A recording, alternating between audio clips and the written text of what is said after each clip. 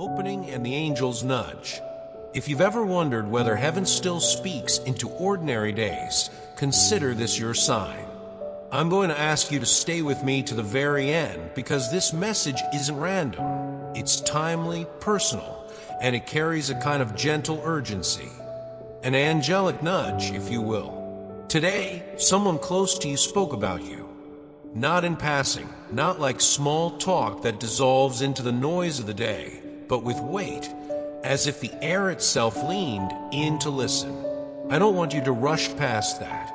When life feels complicated, guidance rarely arrives with a trumpet. It comes in a whisper that finds you when you're ready to hear it.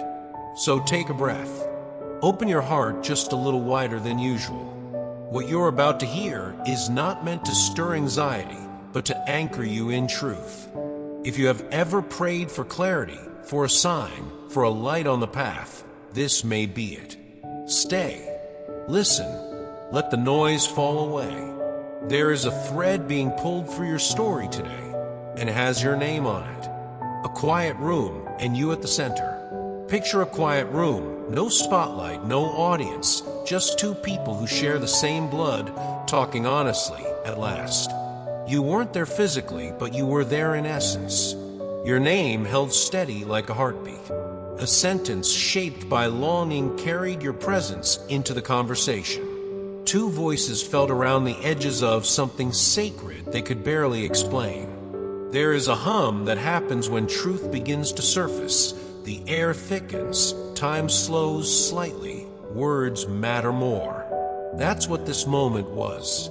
The topic wasn't work, weather, or what's next on a calendar. It was you, your laugh, your steadiness, the way you change a room just by being in it. They didn't speak about you like an old photograph. They spoke about you like a living thread that keeps showing up in the fabric of their days.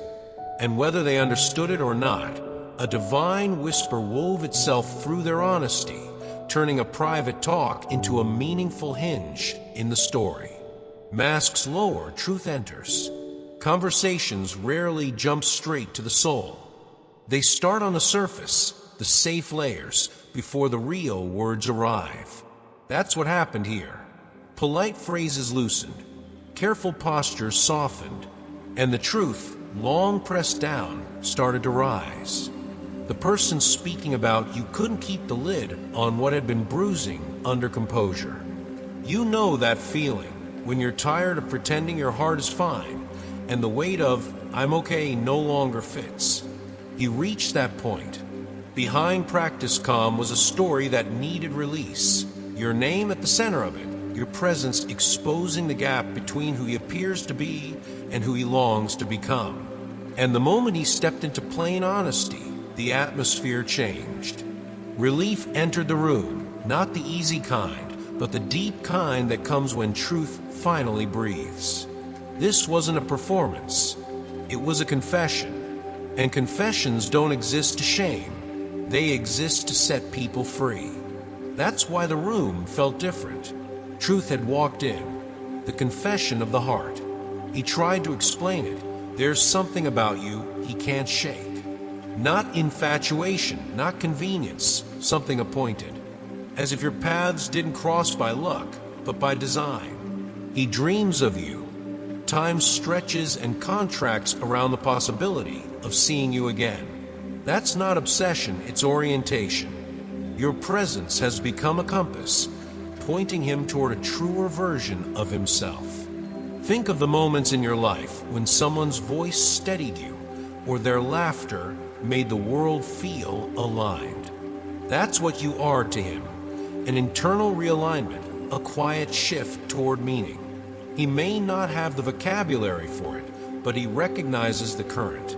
And currents matter. They carry us where our feet hesitate to go. If you've ever asked whether your love has had impact, hear this. Your kindness has been a mirror. Your patience a doorway. Your authenticity, the permission he didn't know he needed. In the simplest language, he believes you were sent, not to fix him, but to help him step into what was always possible. Fear, shadows, and the threshold. Why wait? His brother asked. Why hold back if the heart is already decided? The answers weren't dramatic, they were human. He fears you only see the surface of him. He's still carrying shadows from earlier chapters, the kind that make a person wonder if love can survive the full story. He worries that if you knew everything, you would walk away. Fear lives wherever love threatens to become real. It whispers that we are safer in distance than in devotion. But here's the truth. Love doesn't demand perfection, it invites presence. It doesn't erase history, it redeems it. If the past is a weight, grace is the lever. And your grace, your willingness to see beyond the edges, has already been speaking to him in a language older than words.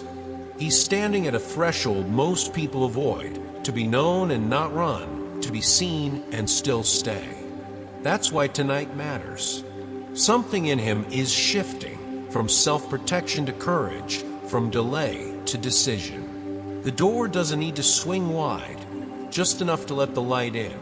How he sees you and what that changes. When he speaks of you, it isn't about performance. He describes compassion, understanding, grace, the rare trifecta that makes love both tender and strong. He notices that when you speak with him, the universe seems to settle by a degree. When you laugh, the room becomes honest. When you're quiet, something inside him listens. He doesn't just admire you, he recognizes you, as if his future had been rehearsing your arrival. That recognition is doing work on him. It's less about romance and more about restoration. He feels called to rise to what your presence reveals. Integrity, steadiness, a love that doesn't pretend. She was sent for me, he admits, not to rescue, but to remind, not to complete, but to companion. And if you're wondering whether any of this matters beyond sentiment, remember, identity shapes choices. The way he now names you, as sacred, essential, entrusted, reshapes the way he intends to show up. This is the pivot. He is moving from the idea of love to the practice of it, from hesitation to honoring what is clearly, undeniably real. Faith in divine timing and a changed man. He leaned back, almost as if to steady himself, and whispered, "I believe God is trying to bring us together." It wasn't said lightly. It was the kind of statement that comes after months of wrestling, doubting, resisting, and finally surrendering. His brother noticed something different in his eyes, not hesitation, but conviction. The look of a man who had been carrying an unspoken truth and finally chose to speak it aloud. We all know what it feels like to carry a secret hope inside us, unsure if it's safe to let out. But when he did, the shift was undeniable. His words weren't desperate, they were certain. The man sitting there wasn't the same one who had been hiding behind polite smiles or casual conversations. He looked transformed, as though something greater had finally broken through the walls he built.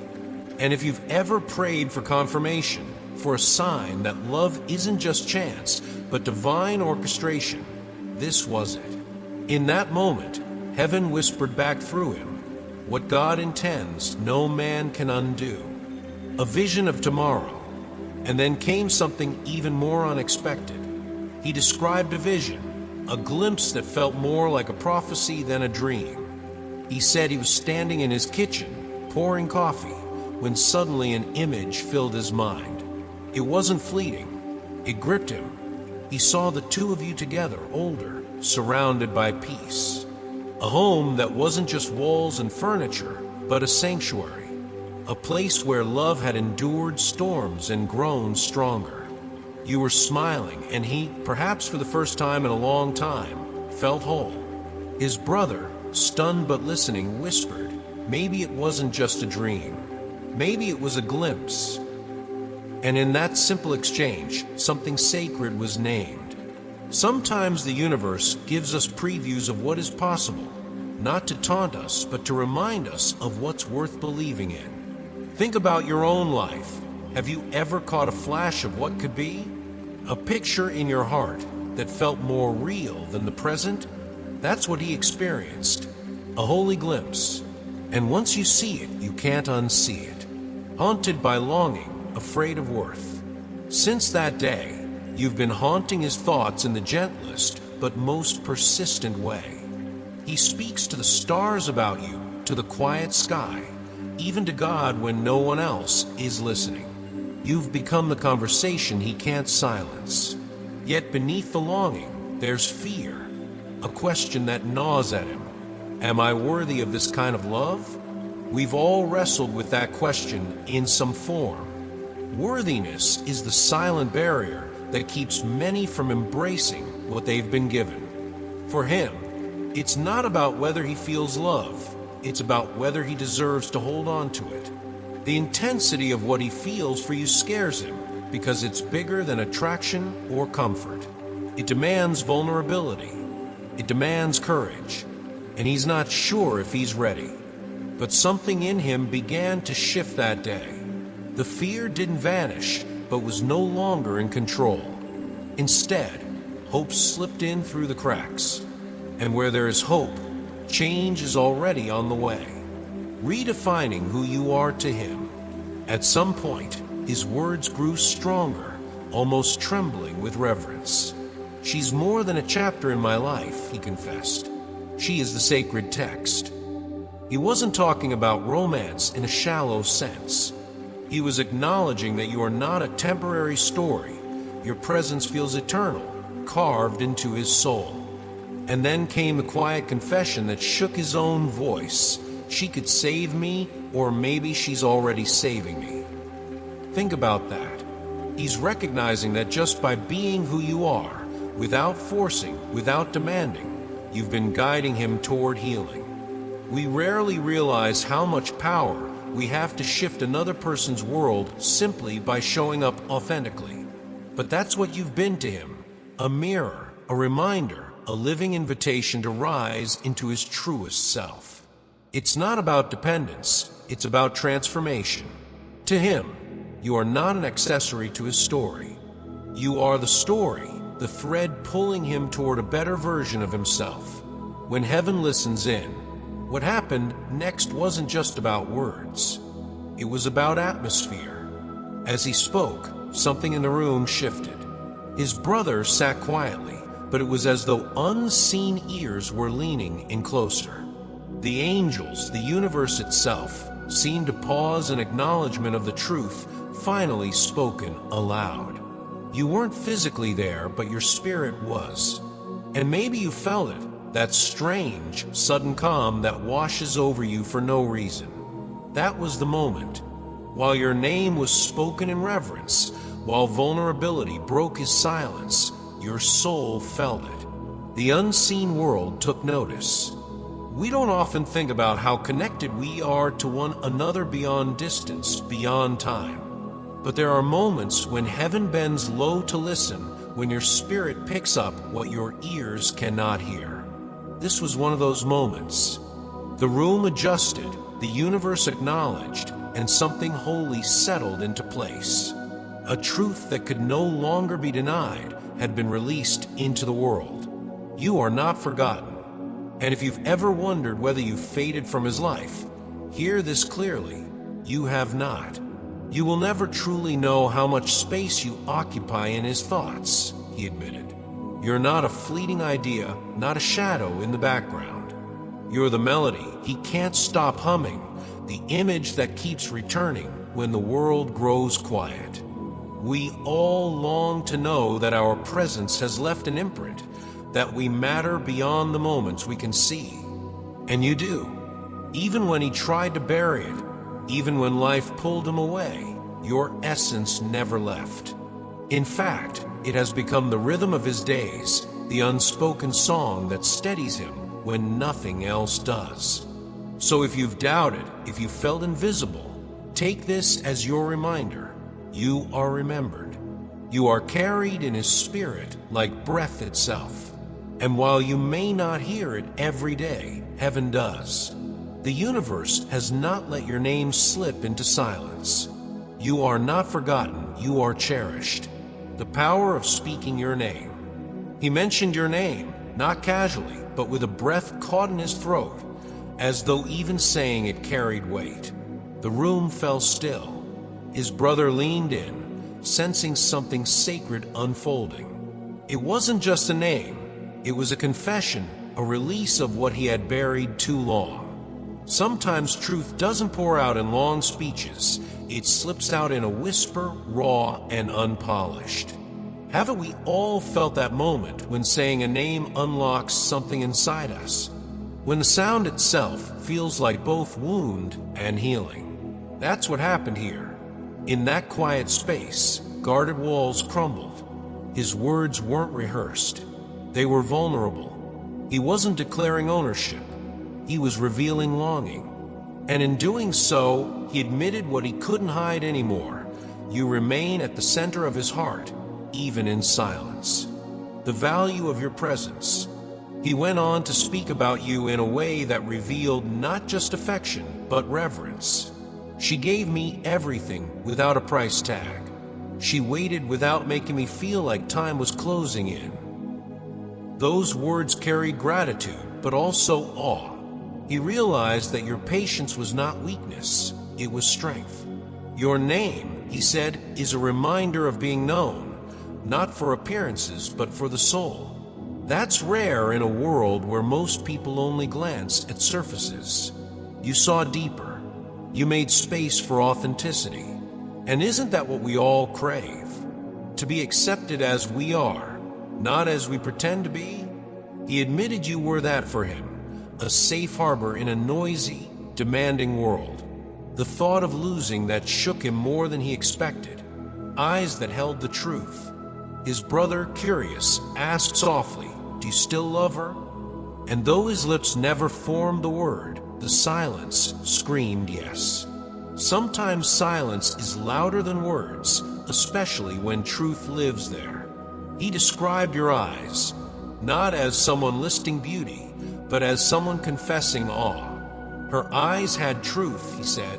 With you, he never felt judged. He felt understood.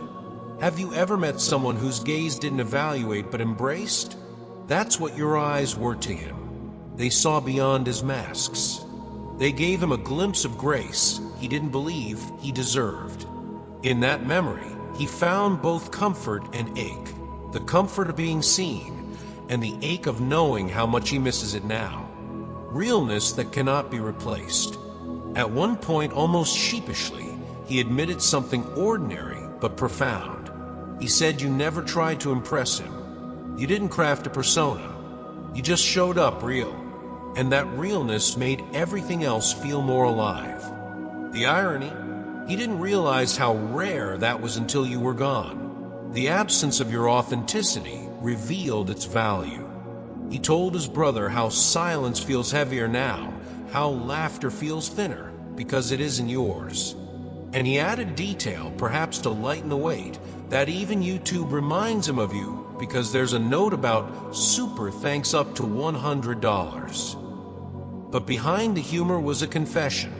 Life feels staged without your presence. You made it real. Regret and the hope for another chance.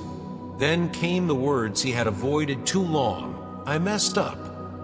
He didn't say it with bitterness or self-pity, but with longing. He confessed he wishes time could turn back, that he could rewrite the chapter where he walked away. Isn't regret often like that? Heavy because it carries the awareness of what could have been different. Yet even in regret, he carried a thread of hope. He whispered about the unseen, the possibility that maybe, just maybe, you are still waiting. That perhaps grace extends farther than his failures. And though he doesn't know if that door is still open, he hopes, because hope is what keeps him moving, what keeps him from giving up on the possibility of restoration. Light that cannot be forgotten. Finally, he looked at his brother and said something that shifted the room. She's not a ghost of my past. She is the light I can't forget.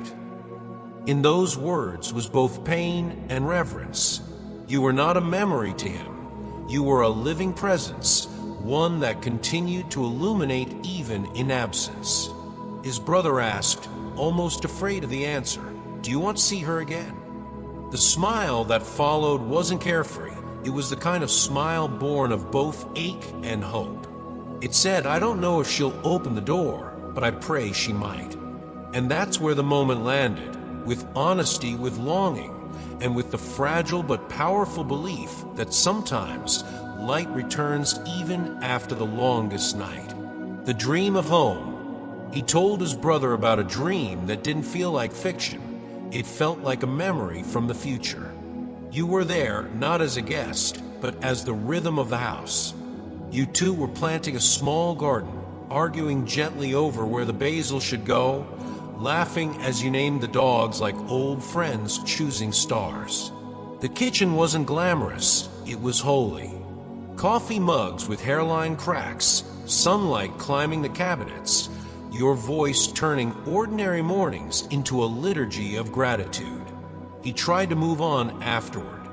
He met new faces, heard new laughter, let new stories brush against his life.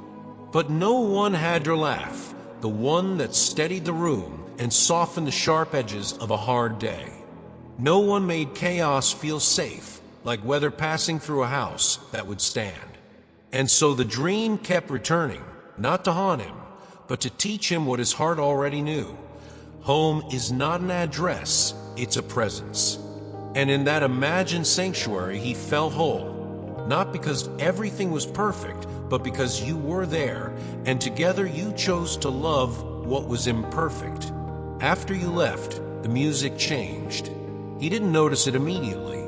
He was still posting pictures, making plans, saying all the right words. But the day he walked away, something inside him stopped dancing. The soundtrack of his life went quiet in a way he couldn't explain. He could go through the motions, show up, smile, perform, but the part of him that felt most like himself only existed when you were near.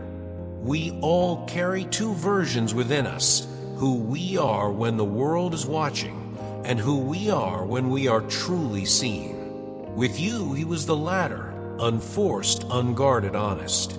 It wasn't dependency, it was alignment, like a compass finally pointing north. Without that presence, he felt slightly off axis, spinning but not moving. And that is the ache he confessed, that in leaving, he gained distance but lost direction. He learned the difference between distraction and healing, between noise and music. And though he didn't know how to reach back, he finally understood this much. Love had given him a truer self, and absence had exposed the cost of abandoning it. The angel's steadying voice.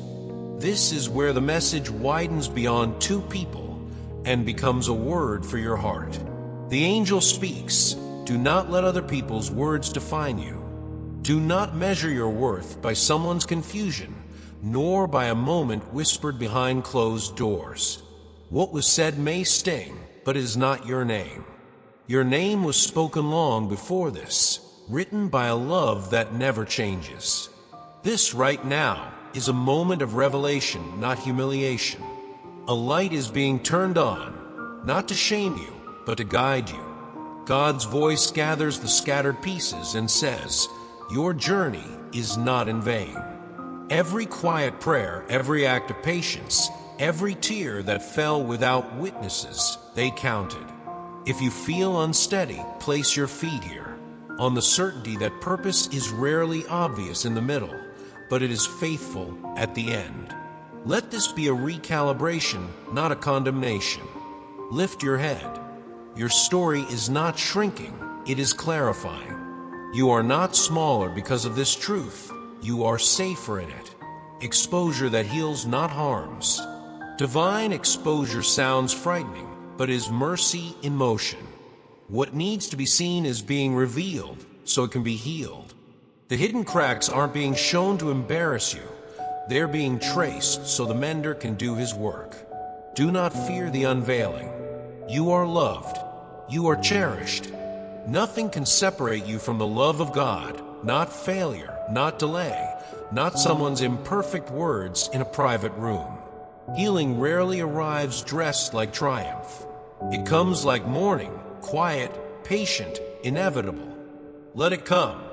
Let the truth rinse away what pretense once held together. If something cannot survive the light, it was never the foundation you needed. And if something grows stronger because it's seen clearly, that is the proof it was real all along. Move toward what welcomes honesty. Bless what must end. And in all of it, remember, exposure is not God abandoning you. It is God escorting you out of rooms that cannot hold who you are becoming. The clock of heaven. Divine timing is never mistaken. It may be mysterious, sometimes maddening, but never mistaken. Your life is not late. Your purpose hasn't been canceled. The delay you feared may be the exact space grace needed to do its slow, deep work. God's intention for you has not wavered. The calling still stands. So here is the invitation. Trust a little further than feels comfortable. Release the timeline you drafted when you were trying to protect yourself from disappointment. What if disappointment was never the enemy, only a doorway into deeper dependence? You are not being punished, you are being prepared. The path that looked like a detour may be the main road, simply unpaved. Walk it anyway. Heaven keeps time differently, and yet it always arrives right on time. If your heart is restless, anchor it in this. What is meant for you does not require panic to obtain or pretense to keep. It requires faith, consent, and the courage to stay open. Fire that refines, not consumes. You have been in a furnace, but not to be destroyed, to be refined. Friction is shaping resilience. Waiting is maturing wisdom. The heat you felt was not hell, it was a kiln. Faith is clay until it meets the fire. Then it becomes form, useful, beautiful, strong. Consider what has already changed in you. Your patience is thicker now. Your boundaries are clearer. Your compassion is deeper because you have learned how fragile a heart can be. None of that came cheaply, but none of it will be wasted. God wastes nothing, not the ache, not the silence, not the unanswered questions. If love is the lesson, then refinement is the classroom, and you, beloved, are graduating into a sturdier tenderness. So let the fire finish its work. Step out not scorched, but sealed, glazed with a quiet authority that only survivors carry. You will recognize yourself in the mirror of peace, still you, but truer. And when love finds you again, and it will, you will meet it with open hands, not fear, with wisdom, not armor, with a heart strong enough to hold joy without dropping yourself. The pause before reaction. There's a sacred strength in learning not to react immediately. The angel whispers, give yourself space. Don't rush to conclusions or let emotions dictate the story. Reflection creates clarity. Silence can be healing. When you allow yourself room to breathe, you discover that not every wound needs retaliation. Some simply need time. God's eternal love does not demand you to earn it, nor does it rush you through your feelings. It embraces you right where you are, confused, tired, or even angry. Imagine holding a fragile piece of glass. If you move too quickly, it shatters. But if you pause, if you hold it carefully, it can be restored. That's how God is holding your heart now. So instead of rushing to fix or to force, let His eternal love be the ground you stand on. You don't need all the answers today. You only need to trust that you are being carried. Even in the ache, even in the waiting, His love surrounds you, giving you time to steady yourself, to find peace, and to choose wisely. Justice in the hands of God. The angel reminds you what has been unfair, what has been misunderstood, what has been painful. None of it has gone unseen. God has counted every tear, every lonely moment, every injustice that weighed on you. And He promises this. Justice will come, but it will come His way, in His timing. You don't have to fight every battle alone. You don't have to prove your worth to those who misjudged you. When God exposes truth, doors open you never even knew existed. Sometimes it feels like loss, but it's actually a redirection towards something greater. Picture a hallway of locked doors. You've been knocking, waiting, feeling ignored. Suddenly, one door swings open, not the one you expected, but the one that leads you to light. That's what divine justice looks like, God opening the right doors while closing the wrong ones. Trust that the doors He opens will bring you peace, and the ones He shuts will protect you. Letting go of what no longer serves you. This is the painful part, release. Not everything or everyone that started the journey is meant to walk with you to the end. Some connections, though once meaningful, now keep you small. The angel calls this a divine unraveling. It may feel like loss, but in truth, it's liberation. You deserve to stand among those who see your worth without conditions, who love you without performance, who honor the person you are becoming. Holding on to relationships that dishonor your spirit is like trying to drink from an empty cup. You leave thirsty every time. So let go, not with bitterness, but with blessing. Thank the past for what it taught you, then step forward unchained. Freedom doesn't always feel like fireworks. Sometimes it feels like a quiet exhale, a soft but firm release of what once held you down.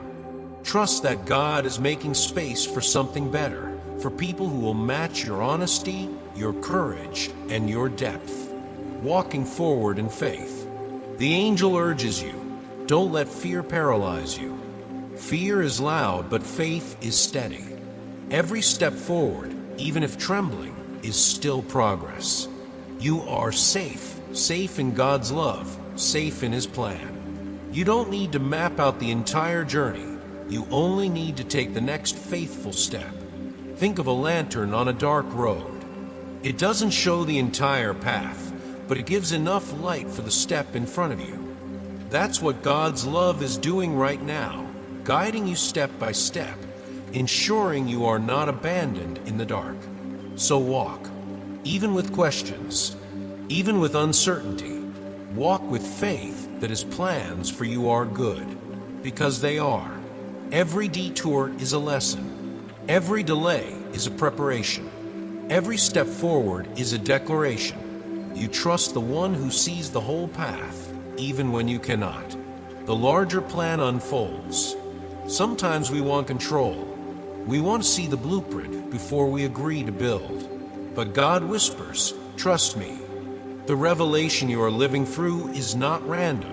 It's part of a bigger tapestry being woven with threads you cannot yet see. This unveiling is not meant to break you, but to align you. Greater peace, greater joy, and deeper fulfillment are on the horizon. But to reach them, you must surrender the illusion of control. God is already ahead of you, rearranging details, clearing obstacles, and writing chapters that will astonish you when they unfold. When your heart feels weary, listen for His whispers. They are gentle but firm. Rest. I am working. You don't have to carry this alone. His plan is not just about endurance, it's about abundance.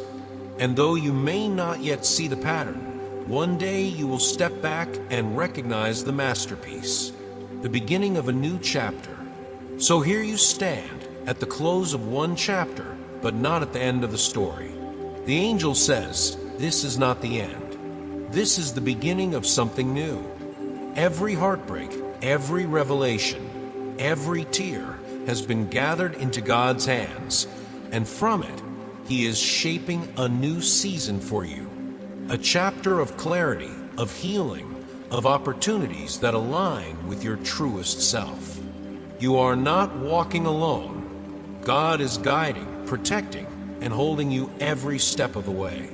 This moment is your invitation. Step forward with courage. Leave behind what no longer fits.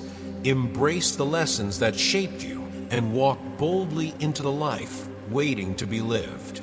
A chapter is closing, yes, but the book is far from finished. The next pages will hold blessings, love, and peace you once only dreamed of. And this time, you will know it was God's hand turning the